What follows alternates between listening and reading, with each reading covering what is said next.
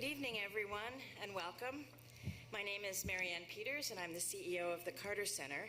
And it's my pleasure to welcome you to the first Conversations at the Carter Center of this 2015-2016 season. I've been asked to remind all of you, please, to turn off or silence your cell phones. As those of you who have been with us before understand, this series gives us an opportunity to discuss Carter Center peace and health efforts and current world issues with our neighbors in the Atlanta area. For your information, the next program in our conversation series is called Syria in Search of Solutions. It will take place on Tuesday, October 13th at 7 p.m., and you may make reservations for this event online on our website beginning tomorrow.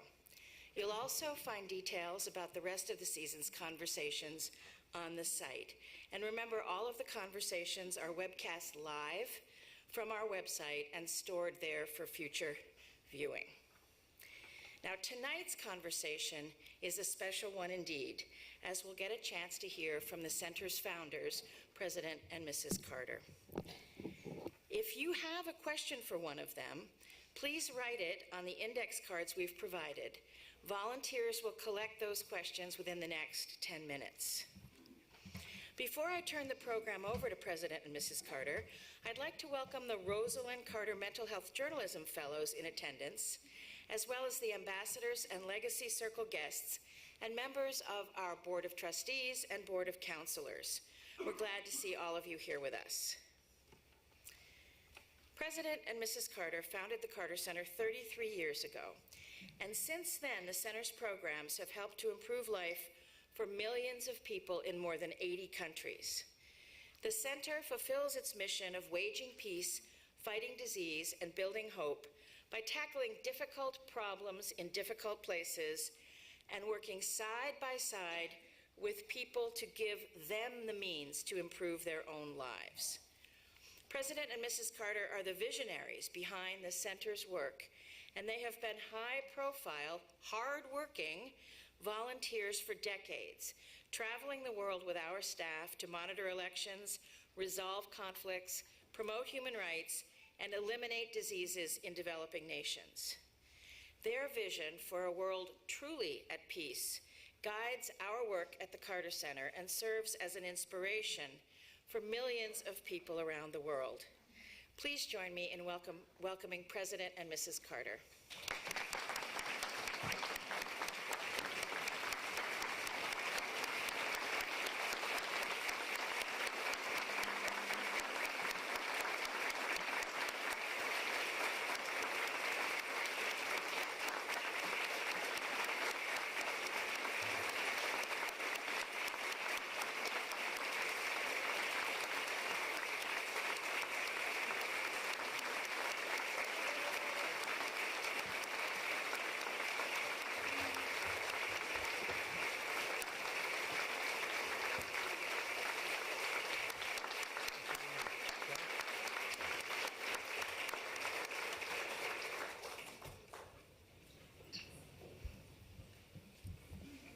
Sir? You don't have anything else to say? All right, very good.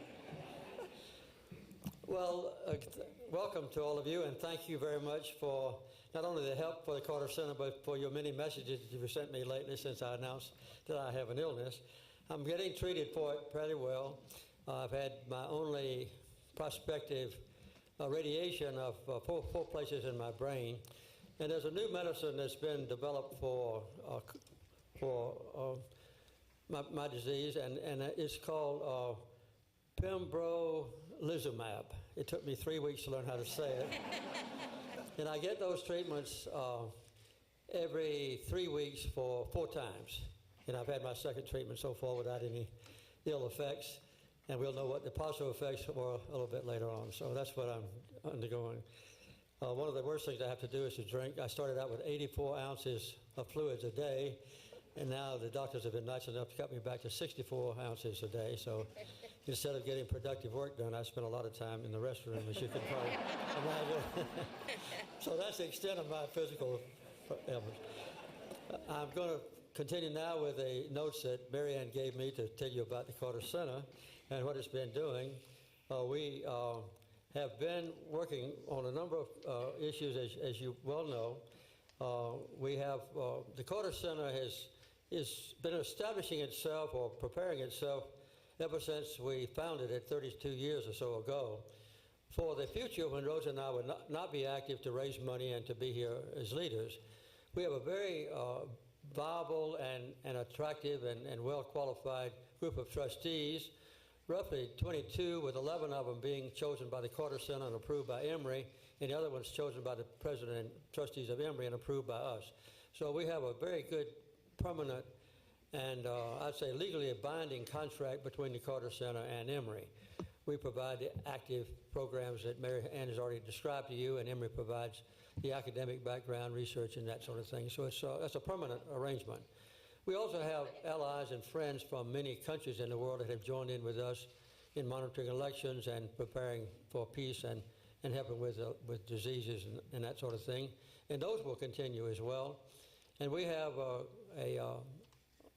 an endowment that we built up over a long period of time that was about $600 million before the recent reductions in the stock market. I don't know exactly what it is now, but it's in that neighborhood, and we'll build up that continually. We've never taken any money out of the endowment. The earnings have been going back into the endowment. So we are prepared, I'd say, financially and organizationally and so forth to continue quite a while. We have a new Peace Vice President, in fact, that I want to introduce tonight. And Jordan Ryan, would you stand up, please? Jordan's taking over. He's in charge of all of our peace programs, working under Mary Ann, and he spent 24 years with the United Nations, and he's been ambassador or president in the embassies of several countries with which we do business. So that tells you what we're doing now. One of the things that we started at the Carter Center back in 1989 was monitoring troubled elections. And this has been a very stimulating and I think productive process for us. If a country has never had any democratic elections and want to shift from a totalitarian or dictatorial government to a democracy, then the Carter Center, within certain bounds of propriety that we raise, that they have to meet, we go in and monitor their first elections. And sometimes a democracy will get so powerful with the ruling party that the opposition parties are not willing to compete in a troubled election or an honest election because they don't think it's going to be honest. And quite often that opposition parties invite us in when we get permission from the incumbent parties, and we go in. And we just finished our 100th election in Guyana back in May. So we're still going on with that. And of course our programs for doing away with troubled countries that have diseases, neglected tropical diseases, is one of our primary commitments. The majority of our money and the majority of our people are involved in dealing with health care for people who are desperately in need of that assistance. Our guinea worm program, which is the most highly publicized, as you know, we started out with it in 20 countries and 23,600 villages and 3.6 million cases of guinea worm. And we're down now to 4 countries and a very few villages, and so far we have only 11 cases of guinea worm in the whole world, and we hope that it should be.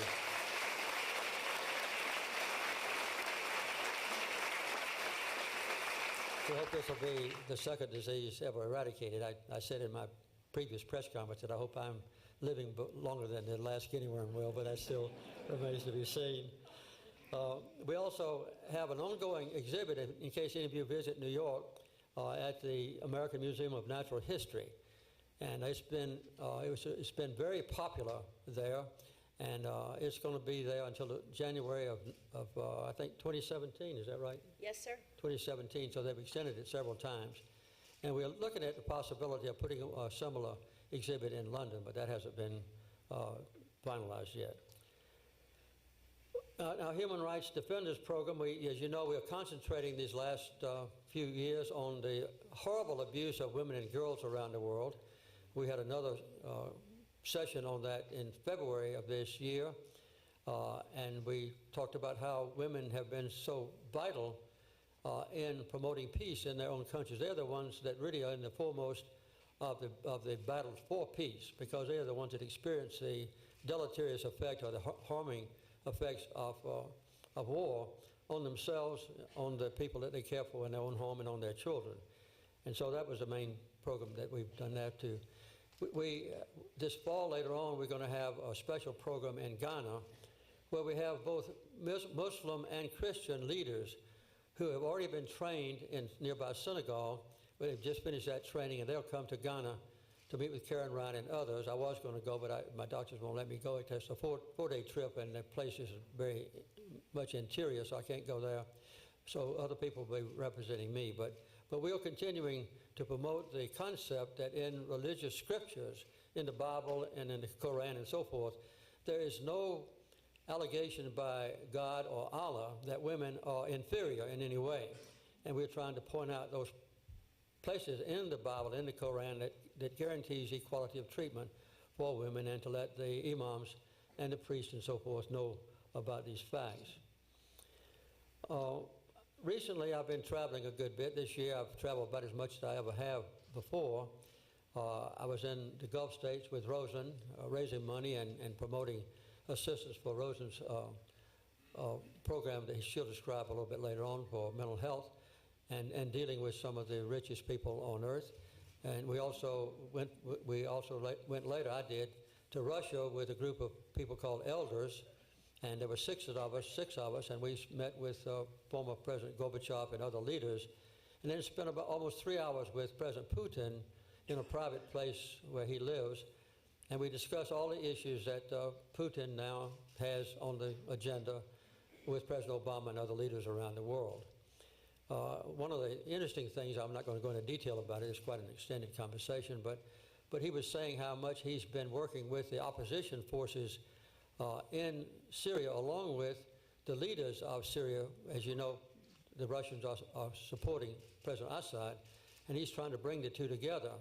And he said what he hoped to see develop was an arrangement whereby Russia and the United States could sponsor a session with just 3 other countries. One would be Iran, another one would be Saudi Arabia, and the third would be Turkey. And if you think about the geography and the politics, that is a very wise decision. If you brought those 5 countries together and they could agree on any future for Syria, it would be most likely to be accepted by other countries. And I said, well, that's a darn good idea.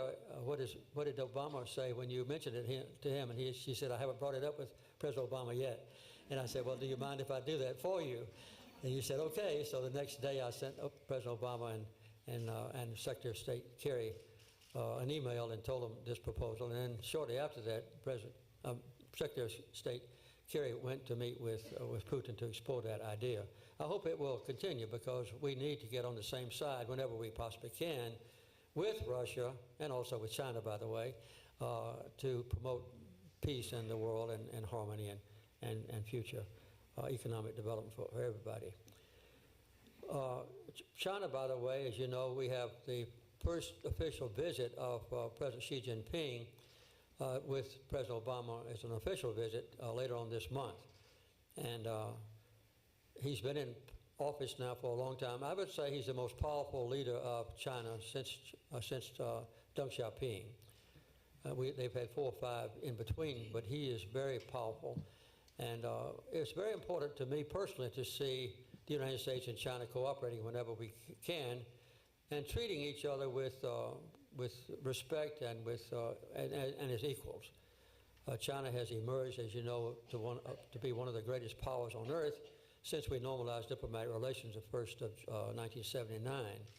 And China announced then under Deng Xiaoping that they would be open and also reformed and opening up. So they've reformed the entire structure of government within China as far as freedom and so forth is concerned, and people to move around, and a lot of things have changed. But they also now have diplomatic relations with almost every country on earth, and they've become the 2nd largest economy in the world, and they are destined to be the top economy on earth. They have some very great challenges ongoing in China right now, with which Xi Jinping has to deal, and my hope is that he and President Obama can find common ground on as many things as possible. Although we've been at war with 30 different countries since the Second World War, since we normalized relations, since say 1980, China has not been to war with anybody.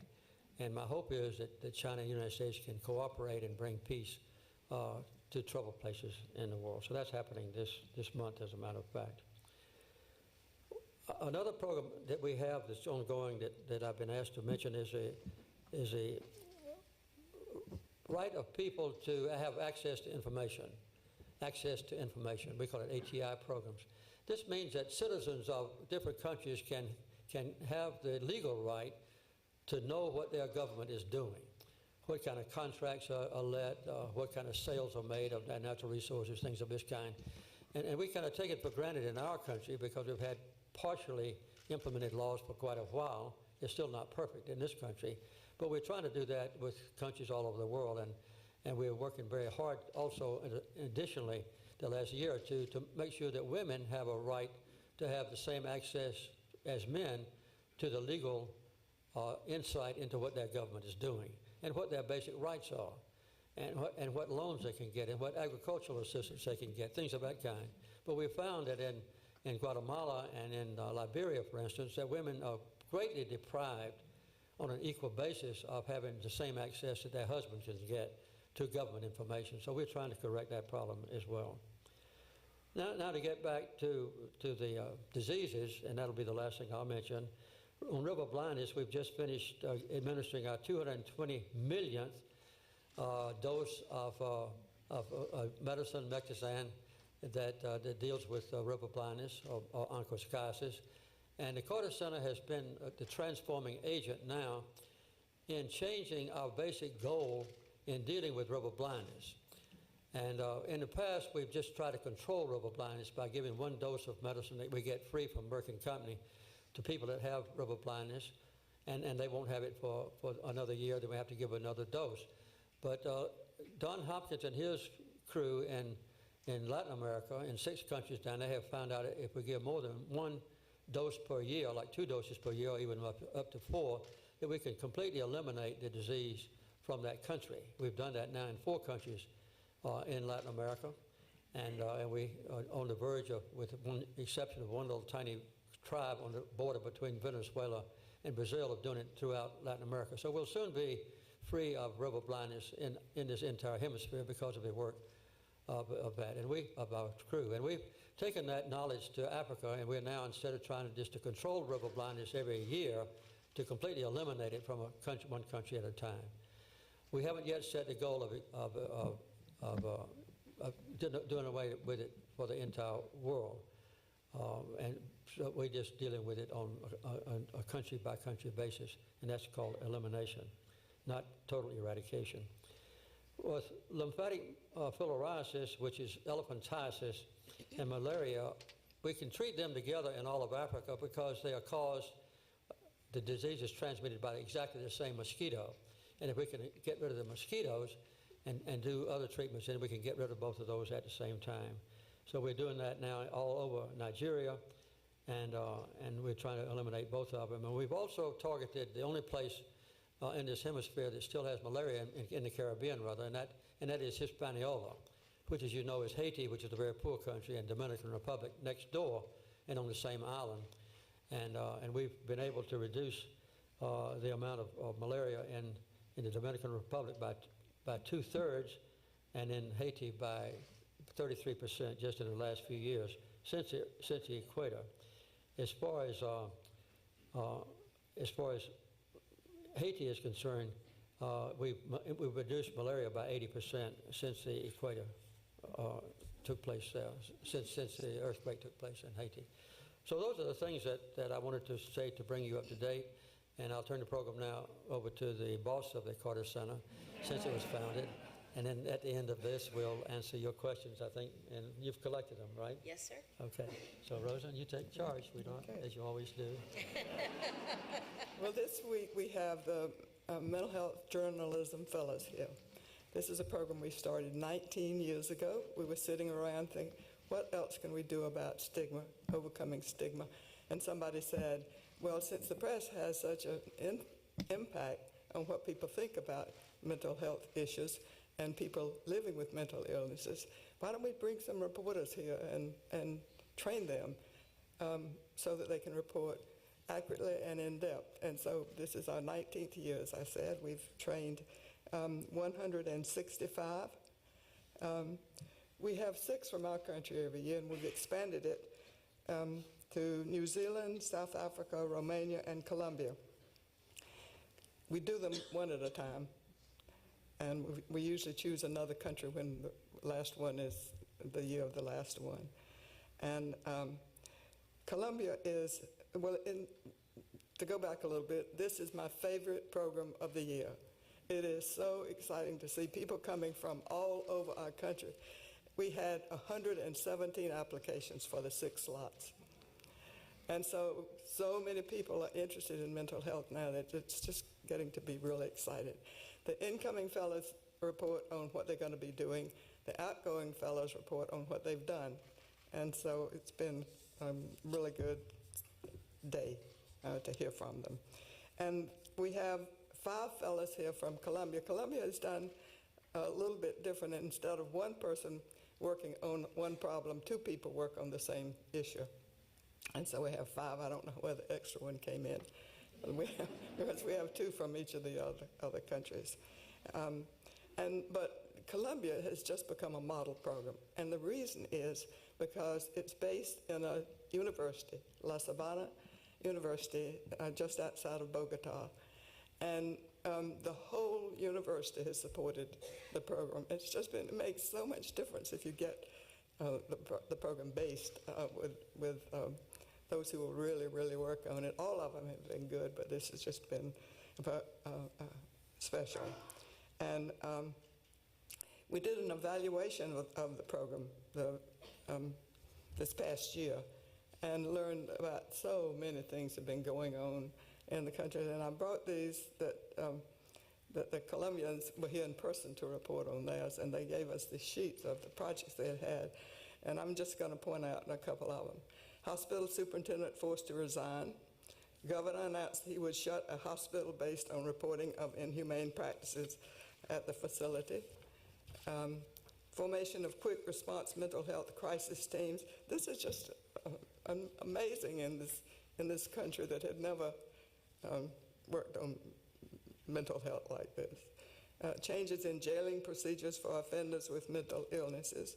And this one I really liked. $47 million in state legislature budget allocated to psychiatric beds in one of the places that we're always begging for money.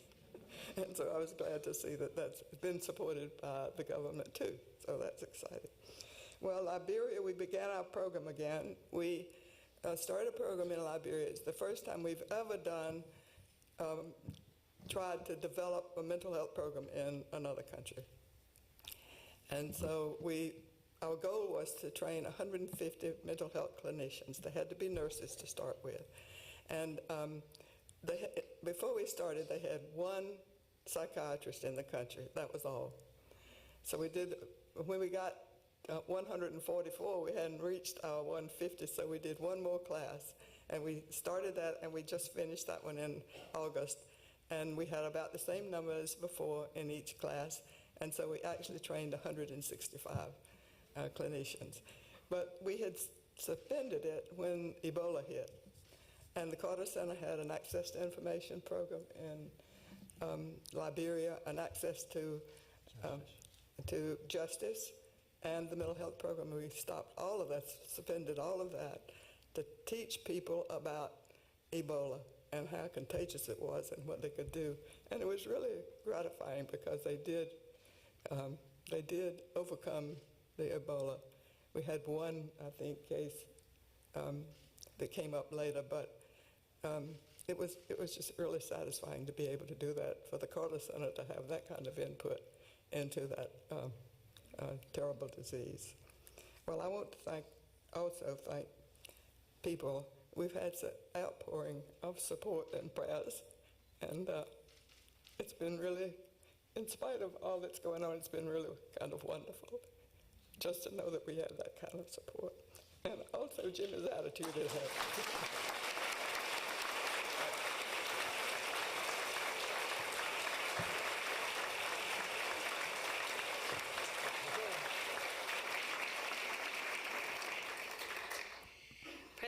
Mrs. Carter. We'll take as many questions as we have time for tonight. I want to thank those of you here who submitted questions and those who submitted questions via Twitter. And we've chosen those that represent the main lines of interest. President Carter, there were a number of questions about your health, but I believe you've already addressed that. So we'll move on to an easy one, and this one is from the audience. The whole world is concerned by the European migrant crisis. How can this be solved globally? Well, as you know, the United States has been the prime recipient of immigrants from the founding of our country. And when we've had horrible crises like the Vietnam War, afterward I became president. And the United States were receiving immigrants from Vietnam and Cambodia, 12,000 a month. And we continued that, and we used our good example to encourage the Europeans and other countries to accept immigrants as well. And I would hope that there would be some similar reaction, maybe with Germany leading. As you know, the German government has started out with a very open arms, and lately they've closed down their borders pretty strictly. And but Mrs. Merkel called for a meeting, I think this coming Tuesday, to try to get all the European countries, including those in Eastern Europe, to agree to accept a certain quota of immigrants. The total quota that they're talking about, though, is about 125,000 a year, and the estimate is it'll be 400,000 a year. So even though they are generous and open in their borders, I don't know what's going to happen. The problem is that the United States is also going to take, I think President Obama has announced a recipient to receive 10,000 in 2 years, which is just a tiny group of total. The best thing, obviously, is to deal with Syria, because that's the main origin of these people who are trying to come through Turkey and Greece and then go up, as you know, through Hungary all the way into Germany, and then ultimately some of them want to go to Great Britain. So I don't know, there's not an easy answer to it. We now have more refugees from war zones on Earth than we've ever had in history, even after the Second World War. And so about a fourth of the total population of Lebanon now are refugees from Syria. And Jordan is also heavily afflicted with it. And Turkey has also taken a lot of those refugees. So I really think that the United States ought to follow up perhaps with the suggestion that I mentioned earlier from President Putin and convene some way where Iran, after the nuclear thing is approved, and Russia and the United States can try to lead the world in dealing with it, because the United States, I think mistakenly at first excluded any possibility of President Assad being involved in deciding what would happen to Iran in the future. The Carter Center took the opposite position. We thought they should have included President Assad, but the United States decided that we should not do that. On the other hand, as you know, Russia and Iran have supported the Assad government, and now ISIS has basically taken over a good portion of the eastern part of Syria. So to deal with the war in Syria would be the first major step, and I have my own ideas about what to do. In fact, our peace program is leading in many ways the constant effort to evolve some arrangement whereby there can be a general ceasefire and an alternate government process set up. And we meet with the Norwegians, we meet with the United Nations, we meet with other leaders, both even those that are involved in the war itself, trying to bring this about. And we also have a mapping program that the Carter Center has originated that lets the United Nations and other countries know where the different, very rapidly changing forces are located in Syria. So to deal with the question of Syria's war and peace is the first step that needs to be taken on the refugee thing, and then for every country to be generous in accepting those who are escaping with their lives or with their safety. There's no answer to it, really. And this mapping program was done by one of our interns, watching social media. And he can tell people how to go safely with supplies for the people who are suffering, and it's really a remarkable program. It is indeed. President Carter, this question comes from Sarah Brewster in the audience. As the Naval Academy's most distinguished graduate, what advice can you give a high school student seeking to attend the Academy and serve our country upon graduation? Well, there are a lot of graduates of the Naval Academy that would disagree with you at first thing you say. Well, first of all, study hard and make very high grades. Secondly, if your parents are involved in politics, like mine were, to get your congressman to look with favor on your application. And prepare yourself well in advance. I knew when I was 6 years old that my sole purpose in life was to go to the Naval Academy. That was the only thing that I would say if somebody said, what are you going to do when you grow up? I'm going to say, I always said, even in elementary school, I'm going to go to the Naval Academy and become a naval officer. So to want it very badly. Also, a few prospective applicants to the Naval Academy come to prominent graduates like me, and I'm generally fairly, I'd say, accommodating. I started to say liberal, but I won't say liberal. By looking at the people, family, and looking at the students' grades in school, and if I really believe that they would be an outstanding applicant for the Naval Academy, then I might give them a letter of approval. But I wouldn't do that automatically because I'm very strict about making recommendations unless I really believe that that particular student ought to be in the Naval Academy. So the best thing to do is to prepare yourself for a very difficult and challenging but very exciting career in life. Thank you. Mrs. Carter, can you give us an update on your large family? Well, it has exploded. We have 12 grandchildren and 10 great-grandchildren. And, of course, the grandchildren have spouses, and we have 36 or 37. I can't keep up. It's growing so fast. But we have 23 of us in Georgia. Well, that counts Jimmy and me. And we come to the Carter Center. We schedule 1 week a month to be here. We have to come at other times sometimes too, but during that 1 week we have the 21 that are here. We have dinner one night at the Carter Center, and so we get to see them. It's really quite wonderful. Thank you very much. And lively and loud. Yeah. Yes, yes. President Carter, with the recent Iranian nuclear deal, nuclear nonproliferation has been in the news. In your opinion, how should the U.S. and other global powers deal with nations who have nuclear weapons ambitions? You said North Korea? No, sir. In light of the Iranian nuclear deal, how should we deal with other powers that have nuclear ambitions? Well, I'm delighted with the agreement with Iran. I believe it's good for the United States, it's good for Iran, it's good for Israel. In my opinion, it's good for the whole world to see this resolved, as has been done very courageously by John Kerry, the Secretary of State, and with the backing of President Obama. And I'm glad to know that President Obama has now the assurance that the Congress cannot block the implementation of the agreement. The next part of it is to make sure that Iran does comply with all the announced restraints on them and access to information about their nuclear program that the Obama administration has promised to the American people and to the world.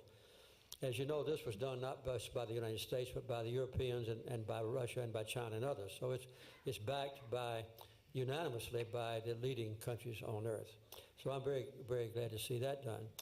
North Korea is going in the other direction, I think basically unnecessarily. I went to North Korea in 1994 with Rosalynn to deal with a crisis in North Korea. Some of you are familiar with this.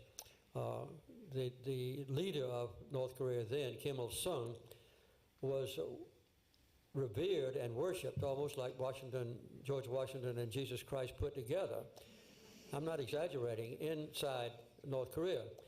And the United States was on the verge of declaring North Korea to be an outlaw nation and and Kim Il-sung to be a criminal. And my Chinese friends came to me and said that if the United States did that, then the North Koreans, in order to save face, would invade and attack South Korea. And the military general in charge then, he was an American from Arkansas, told me that 1 million South Koreans would be killed in the first 48 hours. So I decided to go to North Korea, and I negotiated a very comprehensive agreement with Kim Il-sung that ended their production of plutonium and their development of atomic weapons. Unfortunately, since then, other things have happened, and now this week the North Koreans just announced that they're going to expand their nuclear program back into Pyongyang. That's not the name of the place. Pyongyang is the capital, but back into a place where the nuclear program takes place. Anyway, I think we need to rigidly enforce the Non-Proliferation Treaty, which was negotiated, I believe, under John Kennedy. And this permits Iran, by the way, Iran is a signatory of the treaty. They're a member of the treaty. And so they have a perfect right to develop a peaceful nuclear program. The problem is that many people don't think they were going to adhere to just a peaceful nuclear program, but go into weaponry. And the only countries that don't comply now with the Non-Proliferation Treaty are Israel, India, Pakistan, and North Korea. And the new country of South Sudan hasn't had a chance to sign it yet. So just those 4 countries are the biggest threat now. And I would say that a possible outbreak of a war between Pakistan and India, with the Pakistan government being shaky in the last few years, maybe the biggest threat to nuclear peace. I don't think that North Korea is going to attack anybody. That would be suicidal for them. And I don't think that Iran, even if they cheat, would develop a few nuclear weapons and then attack anybody, because Israel has a lot of nuclear weapons, and we would certainly respond by destroying the whole government, country of Iran. So I think just to depend primarily on the enforcement of a non-proliferation treaty, and not help those countries that violate or refuse to sign the nuclear non-proliferation treaty. I was very disappointed early on when George W. Bush and now Obama are helping India with their nuclear program. No other president before that would do so. But we let politics overcome, I think, what was more of a proper approach to that program. So enforce the non-proliferation treaty is the best way, and sign treaties with those like Iran. Thank you, sir. We have a question now from Steve, who wrote in online from Orlando, Florida. And the question is for both President and Mrs. Carter. He writes, Dear President and Mrs. Carter, can you address the role of forgiveness in the various peace initiatives you've been involved with, as well as whether peace is even possible without some level of forgiveness? Well, I wrote a book about this a number of years ago, published by Dutton, and it's called Talking Peace. And the analysis that I made, based on my own experiences as a mediator and otherwise, was that the same causes of war between 2 countries, or civil wars inside a country, are those that cause a husband and a wife to get a divorce, or that cause friction between parents and a child, or between students on a college campus. It's a matter of honest differences of opinion and an absence of willingness to forgive the other person enough to communicate with them and to discuss the issue face-to-face, or, if necessary, through a mediator. And that's the basic cause of conflict in the world. If people within a family, or within a university system, or within a country, or between 2 countries, could just meet with each other and talk to each other with mutual respect and mutual forgiveness, then most altercations could be resolved peacefully. And if they are not able or willing to forgive the other person directly, then to call on a mediator. And so that's what, if you want to know more about it, just buy my book called Talking Peace, and you can read it. And I use some examples that I have experienced in my own life to illustrate what I just said. I also teach the same thing in my lessons, Bible lessons in Sunday school. Sunday before last, the subject was forgiveness, and I use the same example as this. Amen. Thank you. Maybe Steve was in Plains for Sunday school a couple of weeks ago. Mrs. Can Carter? I answer that too? Oh, sorry, please. Because yes. I've been in negotiating sessions with Jimmy. I used to go years ago when we didn't have this kind of staff we have now. And I would take notes while he negotiated. And you cannot believe how people hate each other. And they just never going to forgive. So what they need is a good, really good negotiator like Jimmy.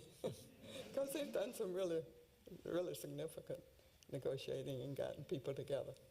So. I certainly agree.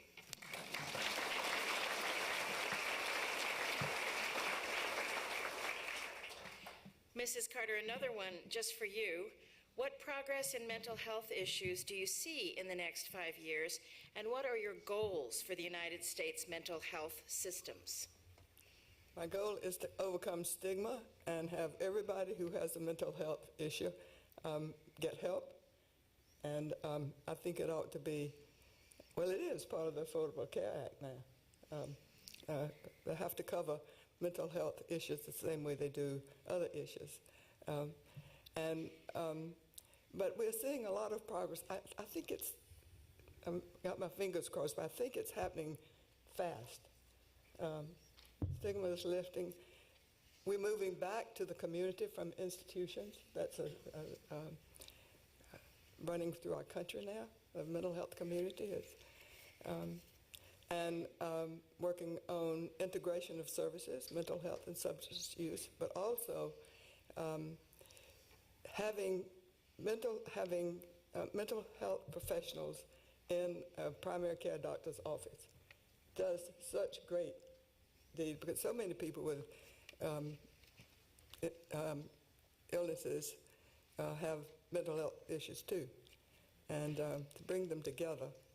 And also a mental health professional, if they're in an office, a primary care doctor's office, could recognize mental illness and be sure that person got treatment. But those doctors ought to know something about mental health too, right? All doctors ought to, yes. The schools, the medical schools, don't give training on mental health issues as they should. It's getting to be better, but when we started working on this issue many years ago, and some schools had 6 weeks or 3 months. That was unusual, but no schools had. Well, it's because we didn't know how to treat people back then when I first started with it. But that kept up for a long time. There's so much research going on, and so we're working on prevention now. Now people can recover from mental illnesses and lead good lives, and it's just an exciting time to be involved in the mental health field. Thank you very much. And much of that, of course, is thanks to Mrs. Carter's own efforts over many decades.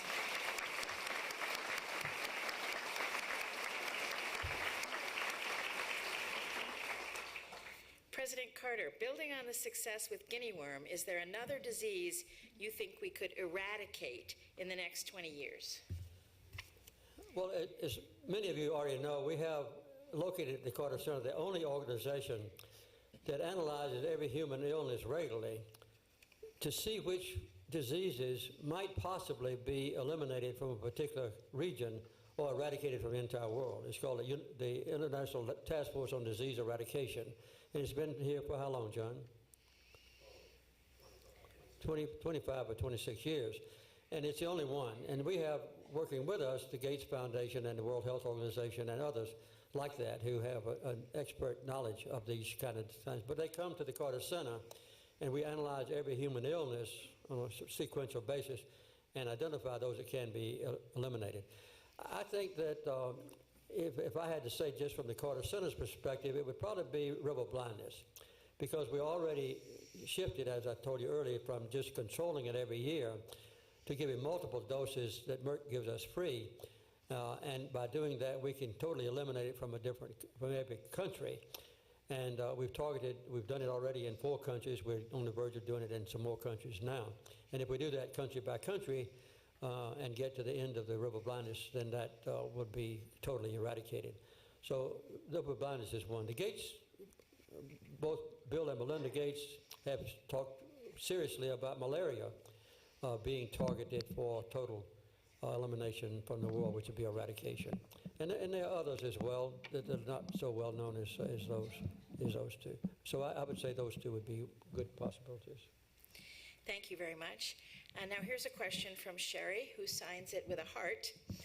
President Carter, would you like someday for one of your grandchildren or great-grandchildren to be governor or president or both? Why or why not? And how would you advise them?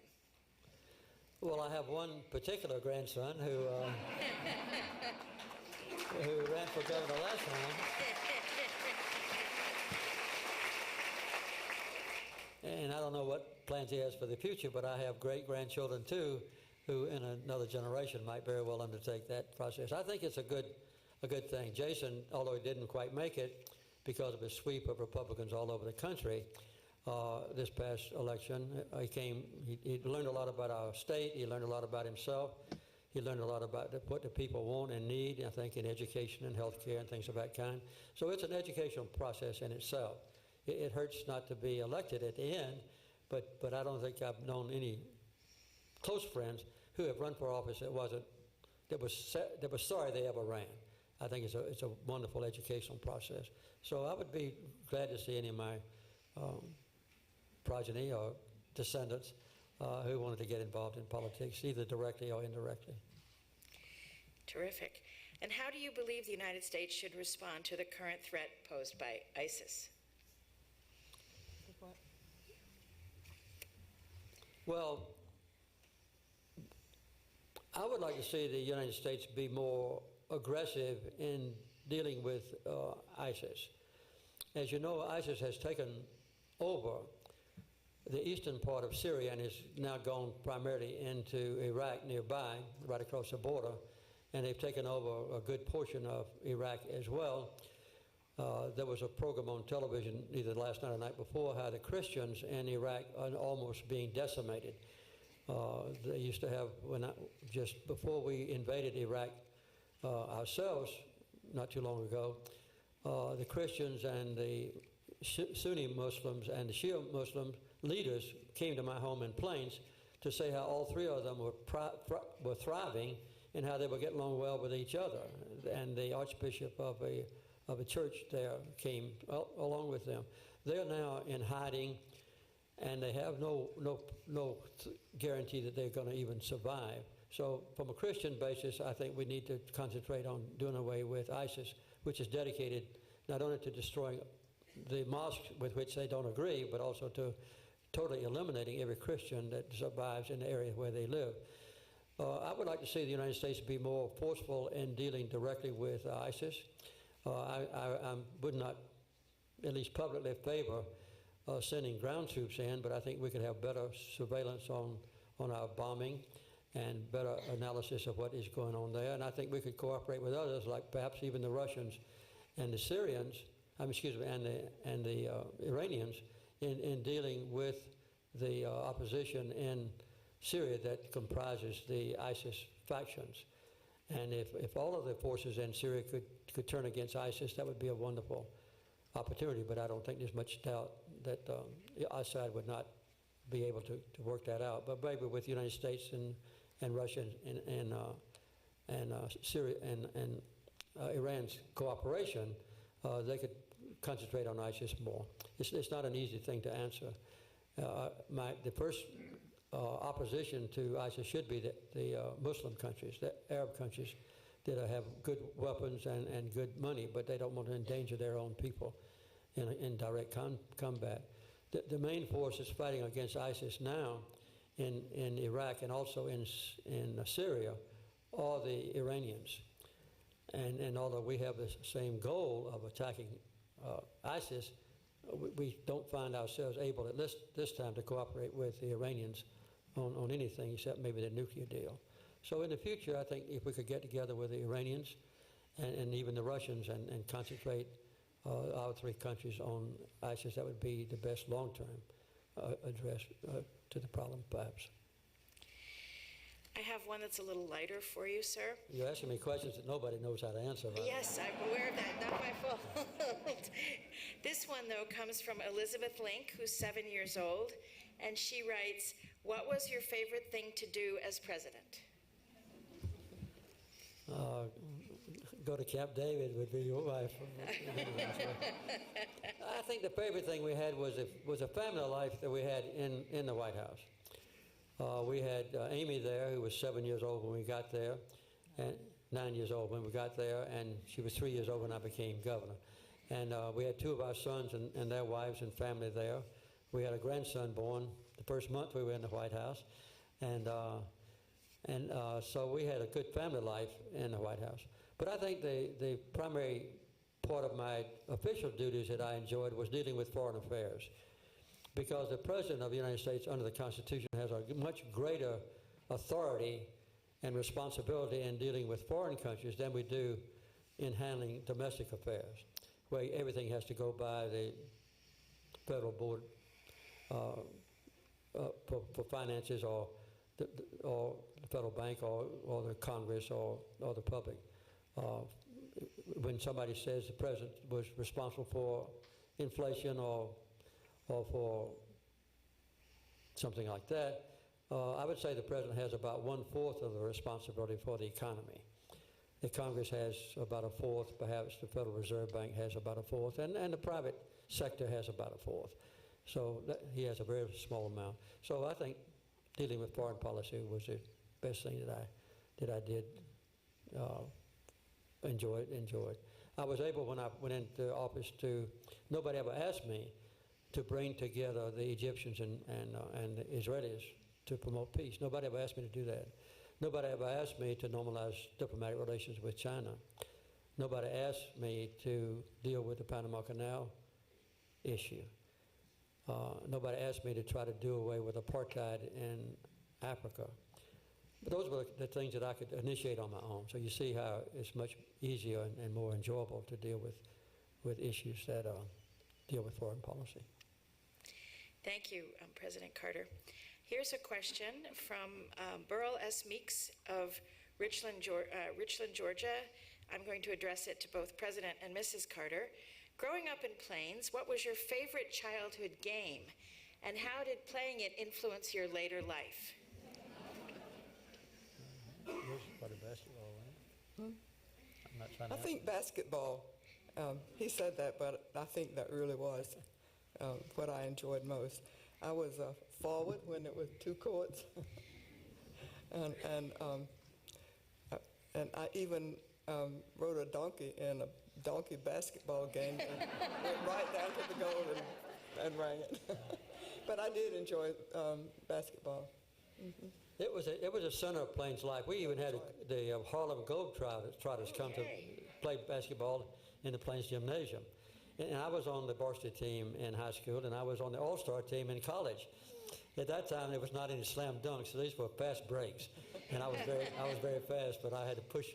I couldn't reach the goal, of course. Nowadays, it's height that makes all the difference for professional and so forth. But I think basketball was a number one sport. And every high school, no matter how small, if they couldn't have a football team, and most of us could not, we did have basketball and baseball. Baseball would have been my favorite then. It still is my favorite sport professionally. But baseball season took place during the planting and cultivating time. And so all the farm boys, including me, we felt like the first opportunity or obligation was to help our fathers on the farm. But basketball was played during the winter months, and that's when we could get away. So I agree with Rose in basketball. And Americus was our county seat, and it was big, a lot bigger than Plains. And we had a great competition, and we could beat Americus in basketball. But also, Jimmy was a tennis champion in high school. Yeah. Terrific. But he never beat his father. One more serious question, President Carter. What can we as a nation do to overcome racism in the United States and the world? And the questioner adds, thank you for all that you have done. I thought that when the civil rights bills passed with the heroism of Martin Luther King Jr. and Lyndon Johnson and Harry Truman, that we could breathe a sigh of relief, that we had finally overcome the ravages of racism left over from slavery time. And 100 years after the Civil War, or the war between the states, when we had legal racial supremacy for white people. And it's been shown lately that that dream of having overcome it was misplaced. We still have a lot of racism in our country. And within the consciousness of individual citizens. And I think some of the polarization of politics in this country is due to a large extent, I'd say particularly in the South, to the remnants of racism. And so the race issue is still very important. I think having elected President Obama was a step in the right direction. We have 22 voters in our family. I did in the last election, in 2008 rather. We have another one now who is an Australian that's become an American citizen. He can vote now, a great-grandson. But we had 22 votes, and all 22 votes went for Obama. We didn't have anything against Hillary, but I think collectively we just felt like this would be a good step in the right direction. It hasn't worked that way. And so I think that the best thing we can do is to go back to the Universal Declaration of Human Rights. As I've said in college lectures and so forth, and also sometimes in my Bible classes, this is the formulation of the Universal Declaration of Human Rights in the late 1940s was when the citizens of the world reached the highest possible level of commitment to the basic moral and ethical values that are exemplified by all the great religions, by Judaism and Christianity and Islam and Hinduism and Buddhism. And I think that that's when we made a commitment with 30 very brief paragraphs that we pledge ourselves to treat everybody equally and peacefully. And that would be if we would follow that, we would bring racism, and I think most wars, to an end.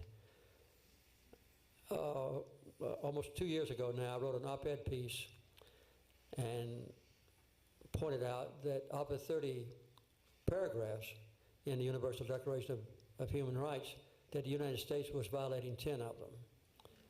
And we still are, because we don't treat everybody in our country equally and give them the rights that they deserve.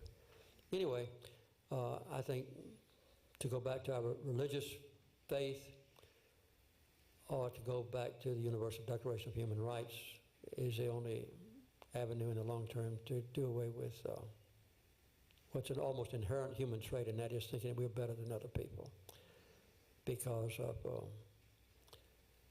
our race or because of where we live or because of the economic status of our parents or something like that. When we look down on other people as inferior,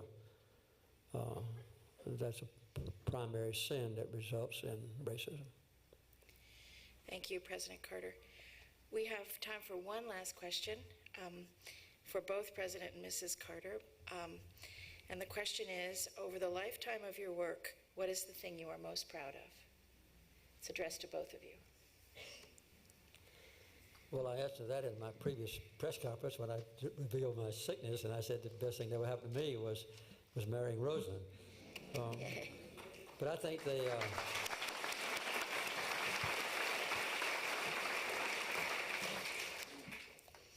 I think that I was very proud when I was elected President of the United States. And that's an opportunity that doesn't come to many people, and I've been particularly blessed by that opportunity to lead a great country. And I was proud also to keep our country at peace for 4 years, which very few presidents have done down through history. And we protected the interest of our country, and we promoted human rights as best I could. So in general, I'm just proud that I was able to serve as leader of this country in a peaceful way.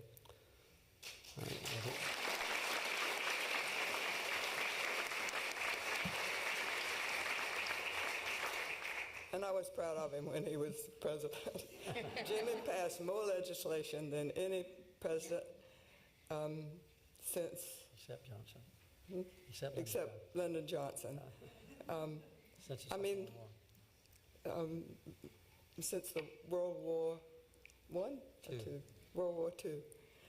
And good legislation. We're making friends in the world. We're working on overcoming racism. And it just was a great administration. And I think people are beginning to realize what a great president he was. As far as I'm concerned.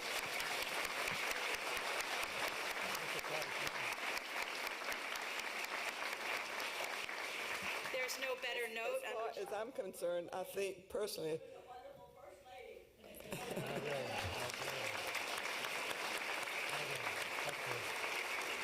As far as I'm concerned, personally, I think working on mental health issues was the best thing I've done, because so much has changed, and I was there to experience it. Not that I led everybody in the right direction, but at least I had the experience of seeing all that has developed in the field, and it was exciting to me. You did a lot more than watch.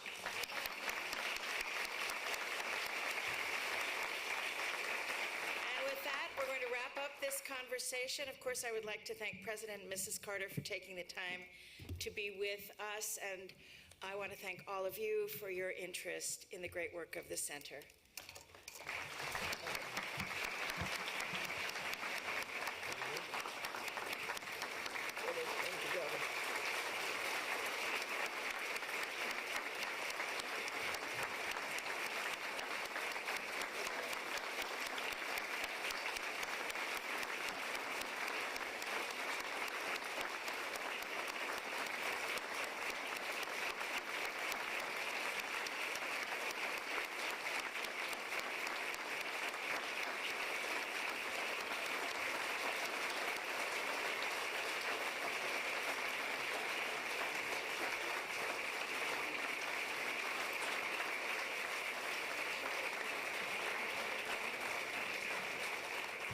See you in October.